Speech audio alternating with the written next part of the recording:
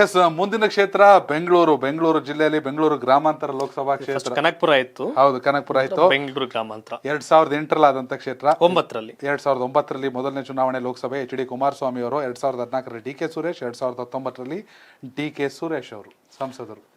2019 ಕಾಂಗ್ರೆಸ್ ಗೆದ್ದಂತ ಏಕೈಕ ಕ್ಷೇತ್ರ. HD Kumaraswamy 2008 Ramanagara MLA. ಅಲ್ಲಿ ಬಿಜೆಪಿ ಸರ್ಕಾರ ಬಂದಾಗ ಕೇಂದ್ರದಲ್ಲಿ ಏನಾರ ಅಧ್ವಾನ ಆದ್ರೆ ಒಂದ್ ಸ್ವಲ್ಪ ನೋಡೋಣ ಅಂತ ಅಂದ್ಬಿಟ್ಟು ಲೋಕಸಭೆ ಕಂಟೆಸ್ಟ್ ಮಾಡ್ತಾರೆ. ಗೆಲ್ತಾರೆ ಬೆಂಗಳೂರು ಗ್ರಾಮಾಂತರ. 4,93,000 ಕುಮಾರಸ್ವಾಮಿ. CP ಯೋಗೇಶ್ವರ 3,63,000 ತಗೋತಾರೆ.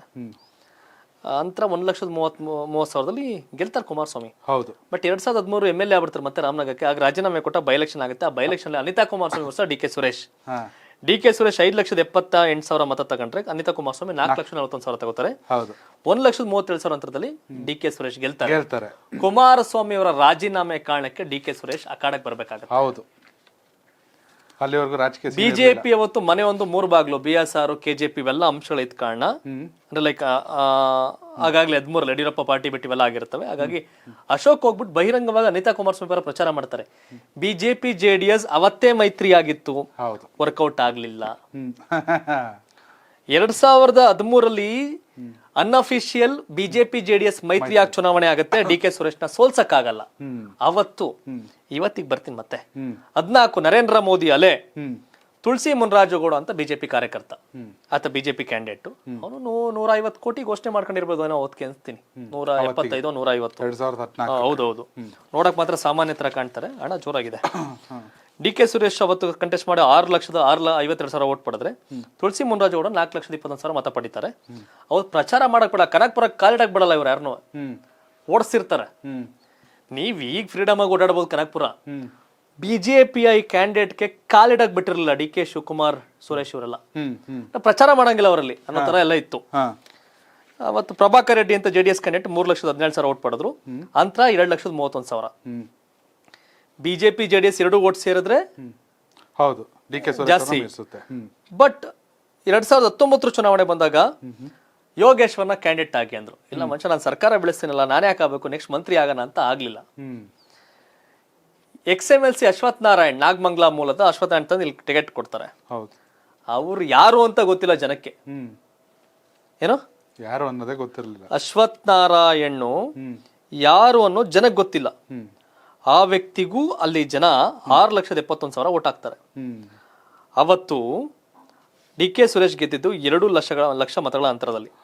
ಅವತ್ತೆಲ್ಲ ಏನಾರ ಯೋಗೇಶ್ವರ್ ಯಾರು ಆಗಿದ್ರೆ ಒಂದ್ ಸ್ವಲ್ಪ ಒಳ್ಳೆ ಫೈಟ್ ಇರೋದು ಅಂತ ಹೇಳ್ತಾರೆ. ಇನ್ನೊಂದು ಮಜಾ ಗೊತ್ತಿರ್ಲಿ ನಿಮ್ಗೆ, ಬಿಜೆಪಿಗೆ ನಗರ ಪ್ರದೇಶದಲ್ಲಿ ಬಹಳ ಓಟ್ ಇದೆ.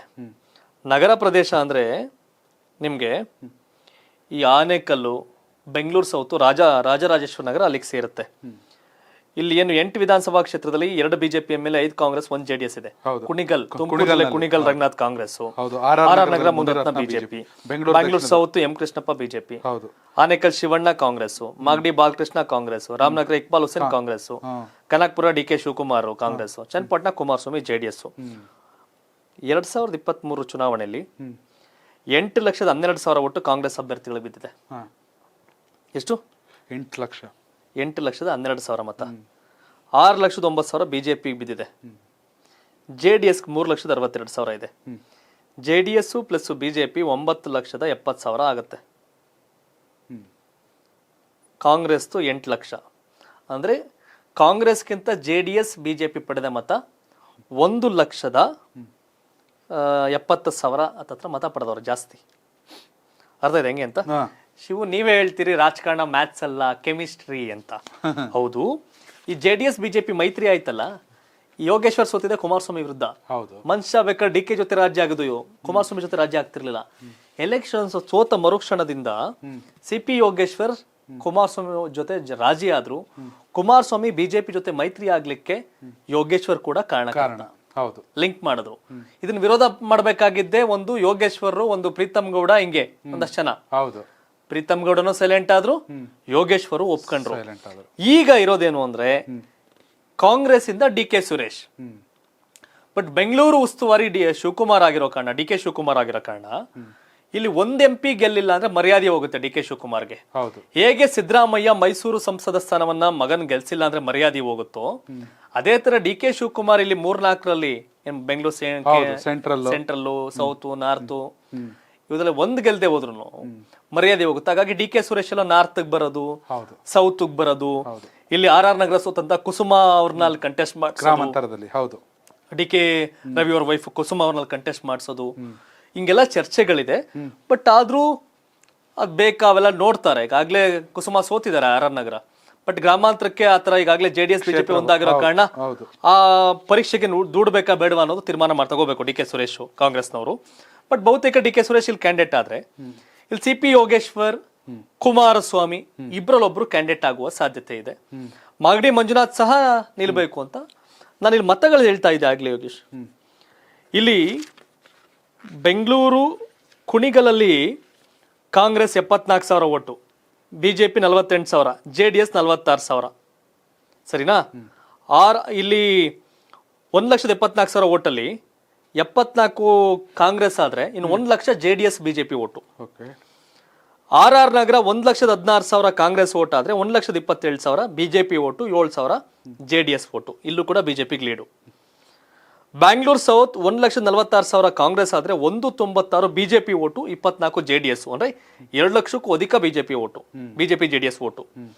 ಆನೇಕಲ್ 1,34,000 ಕಾಂಗ್ರೆಸ್ ಓಟ್ ಆದ್ರೆ 1,03,000 BJP, 6,000 JDS. ಇಲ್ಲಿ ಕಾಂಗ್ರೆಸ್ ಲೀಡ್. ಮಾಗಡಿ 94,000 ಕಾಂಗ್ರೆಸ್ ಆದ್ರೆ 20,000 BJP, 82,000 JDS.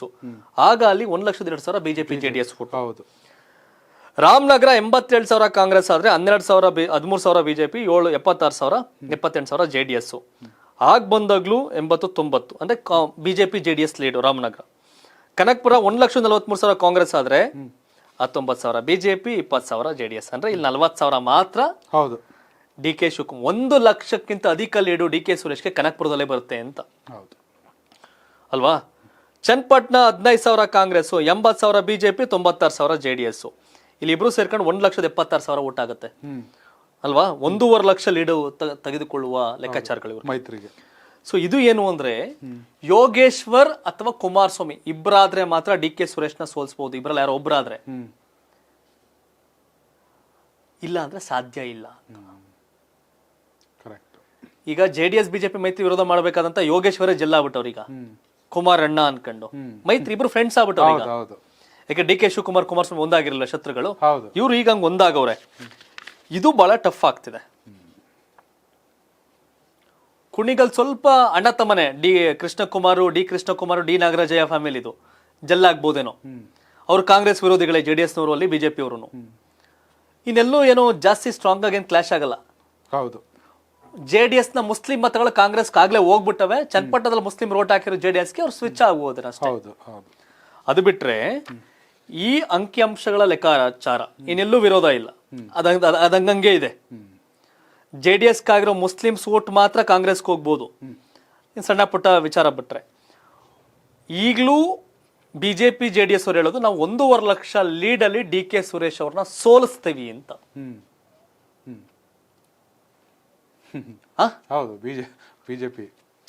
BJP JDS ಅವ್ರು ಹೇಳೋದು ಈಗ್ಲೂ ಡಿ ಕೆ ಸುರೇಶ್ ನಿಂತ್ಕೊಂಡ್ರೆ, ಡಿ ಕೆ ಶಿವಕುಮಾರೇ ಬರ್ಲಿ, 1.5 ಲಕ್ಷ ಲೀಡಲ್ಲಿ ಕಾಂಗ್ರೆಸ್ನ ಕ್ಯಾಂಡಿಡೇಟ್ ಸೋಲ್ಸ್ತೀವಿ ಅಂತ.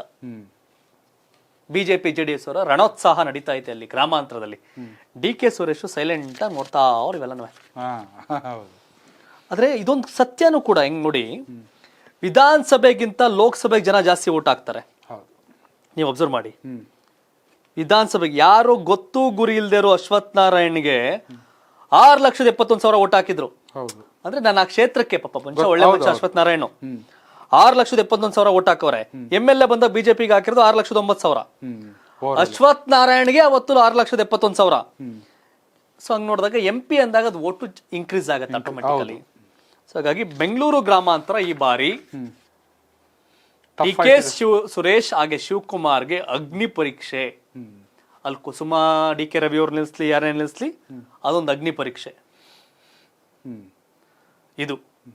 ಸೊ ಒಟ್ಟಾರೆ ಬೆಂಗಳೂರು ಗ್ರಾಮಾಂತರ ಹೈ ವೋಲ್ಟೇಜ್. ಕಳೆದ ಬಾರಿ ಹೆಂಗ್ ಮಂಡ್ಯ ಸೌಂಡ್ ಮಾಡಿತ್ತು, ಸರ್ ಬೆಂಗಳೂರು ಗ್ರಾಮಾಂತರ ಸೌಂಡ್ ಮಾಡುತ್ತೆ.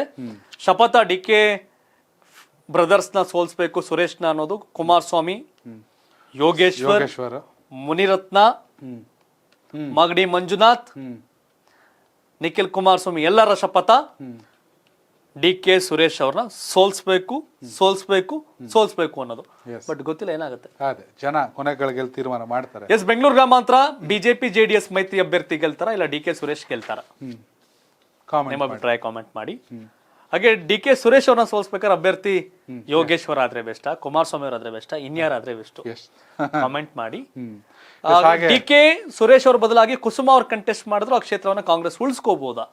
ತಾವೇನ್ ಹೇಳ್ತೀವಿ ತಿಳಿಸಿ. ಅಂಡ್ ಎಸ್, ಹಾಗೇನೆ ಯಾರು ಪ್ರಧಾನಿ ಆಗ್ಬೇಕು ಅನ್ನೋದನ್ನ ಕೂಡ ಕಾಮೆಂಟ್ ಮಾಡೋದನ್ನ ಮರಿಬೇಡಿ. ನರೇಂದ್ರ ಮೋದಿ ಅವರ, ರಾಹುಲ್ ಗಾಂಧಿ ಅವರ, ಮಲ್ಲಿಕಾರ್ಜುನ ಖರ್ಗೆ ಅವರ, ನಿಮ್ಮ ಅಭಿಪ್ರಾಯನ ಕಾಮೆಂಟ್ ಮಾಡಿ.